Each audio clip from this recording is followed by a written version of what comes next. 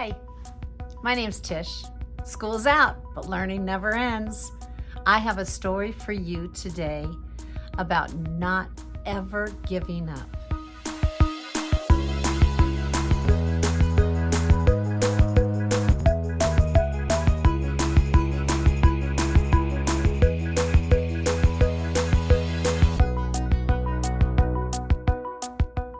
This is such a unique class because each year we compete for every unit that we study against each other in the class. We have something called congressional hearings, and the kids start out with trepidation. They don't really know how to answer with evidence. It's hard for them and such a challenge for so many of these kids. So yesterday, we had our first congressional hearing competition. And I was so impressed with them because I had my old students come in and judge my students who were competing. And to hear their testimonies about what they learned through competition was so inspiring to me. I think what really got to me was I knew each and every one of them wanted to quit at one point or another. They literally had a hard time sometime during that school year.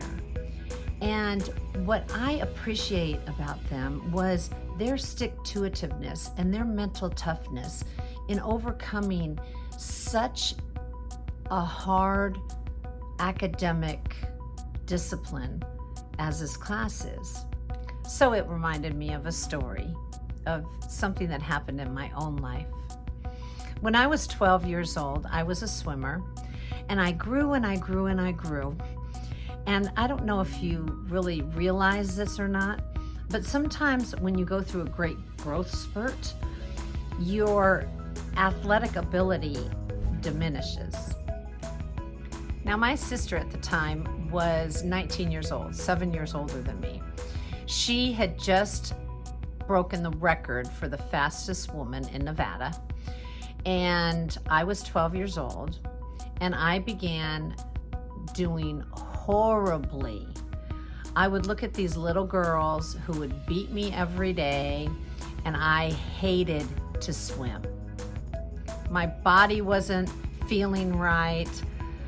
Everything I did seemed wrong. I was doing 2-a-day practices, one in the morning before school and one at night. And I was just super frustrated.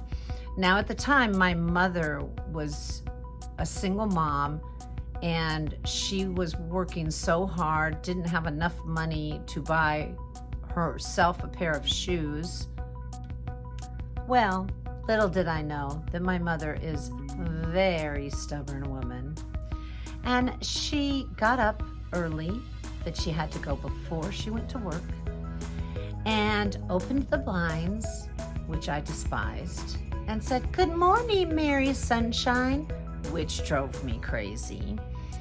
And she pulled off the sheets and said, "It's time to get up." Well, I, of course, threw a fit and screamed and said, "You can't make me." Well, there's a little muscle right here that when squeezed makes the person submit. And she squeezed my little muscle and got me into the pool that morning.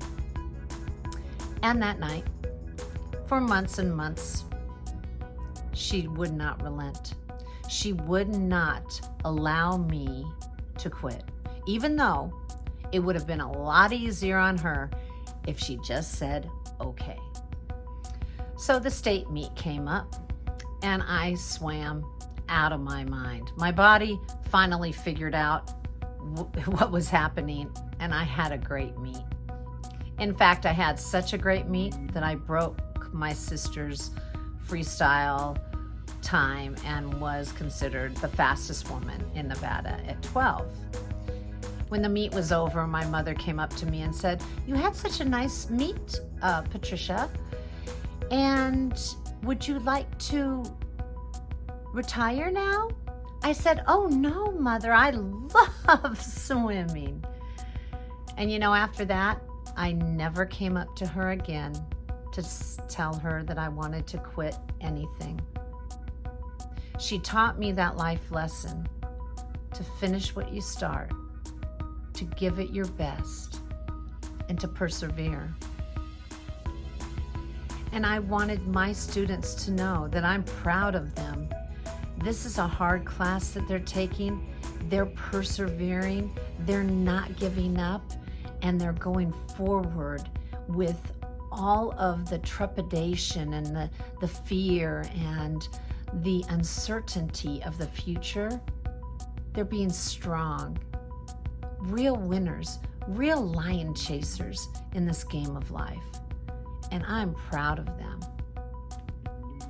So if you're feeling frustrated and you want to quit, see it through to the end.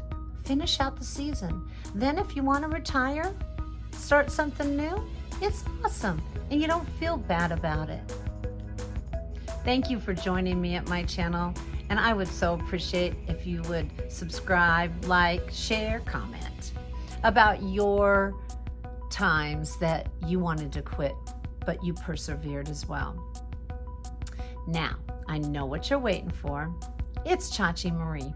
So I'm going to go home now and see what she's up to. Have a blessed day. On our walks, if I inadvertently kick a pine cone, she is so quick to get it. Hey, Chachi, you got a pine cone?